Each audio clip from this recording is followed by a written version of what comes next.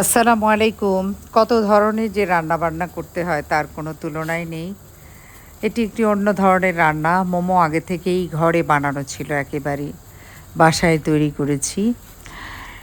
হঠাৎ করে বাচ্চাটি বলল, "মাম্মি মোমো দিয়ে একটুখানি নুডলস দিয়ে রান্না করে দাও।"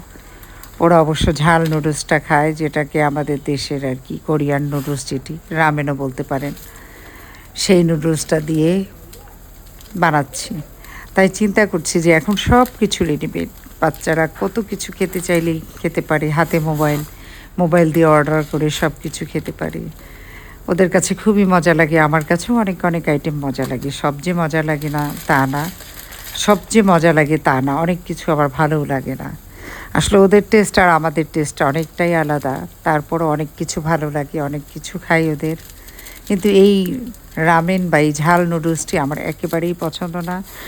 আসল কথা হচ্ছে আমি ঝাল খেতেই পারি না। এইজন্য নুডলসটিও ভাল লাগে না। আমার কাছে নুডলস বলতে একমাত্র সেই কোকোলা নুডলস, আগের দিনের নুডলসটিই ভালো লাগে। বেশি করে সবজি দিয়ে নুডলসটি রান্না করলে আরও মজা লাগে। এটি আসলে আমি খুব পছন্দ করি। আর বিভিন্ন ধরনের সস আমার পছন্দ না। আমি একেবারেই যতটা সম্ভব, যত কম জিনিস দেয়া যায়, যেই সব মশলা বলেন, আমি কখনোই নুডলসে কিন্তু ইয়ে যাকে বলে কী বলে স্বাদ লবণ, যেটাকে বলে, ওটা কখনোই দেই না। স্বাদ বাড়ানোর জন্য একটি টেকনিক আছে, একটু চিনি দিয়ে দিবেন। যে কোনো কিছুতে অল্প একটু চিনি দিবেন, তাহলেই দেখবেন যে স্বাদটি অনেক বেড়ে যাবে, একেবারে 2-3 গুণ বেড়ে যায়। দেখেন নুডলসের মধ্যে, নুডলসের ভেতরে অনেক মশলা থাকে। সেই সব ধরনের মশলাগুলো কিন্তু আমি একের পর এক দিয়ে দিচ্ছি। এদিকে পানির মধ্যে, ফুটন্ত পানিতে আমি মোমোগুলো দিয়ে দিয়েছিলাম, রেডি করা মোমো।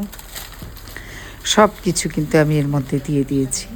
মোমোটি একটু ভালো করে সিদ্ধ হওয়ার পর আমি নুডলসটি দিয়ে দিয়েছি। আর মশলা তো আছে, সেই সাথে আরও একটি সস বানায় আমার মেয়ে। দেখি যে বেশ কিছু রসুন কুচি দিয়ে, রসুন থেতো করে, শুকনা মরিচ দিয়ে, সরিষার তেল দিয়ে বানায়। মশলাটি খুবই ঝাল এবং টেস্টি। এটি কিন্তু আমি খেতে পারি না, অনেকেই পারবেন না, আবার অনেকের কাছে খুবই মজা লাগে। যেমন আমার বাচ্চারা ওটি খুবই পছন্দ করে। আমি কিন্তু এই নুডলসটিতে নুডলসের মশলাগুলোই দিয়েছি, অন্য কোনো মশলা দিইনি। হ্যাঁ, একটু দিয়েছি অরিগানো পাউডার, একটু দিয়েছি। এইভাবে আসলে রান্না করতে করতে না অনেক কিছু শেখা যায়।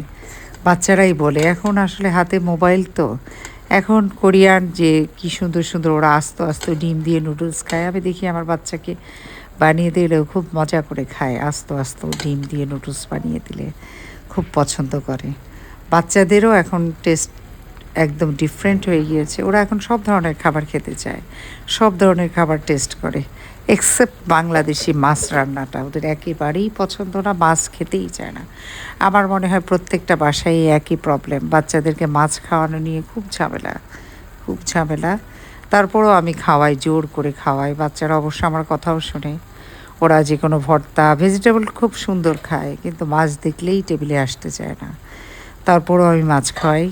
যেদিন টেবিলে মাছ থাকে সেদিন আমি নিজেই খাইয়ে দিই। আমার মনে হয় প্রত্যেকটা বাসায় প্রত্যেকটা মায়ে এই কাজ করেন। কারণ বাচ্চাদেরকে মাছ খাওয়ানোর জন্য নিজের হাতে না খাইয়ে দিলে আসলে শান্তি লাগে না। বাচ্চারা মাছ বাছতে যে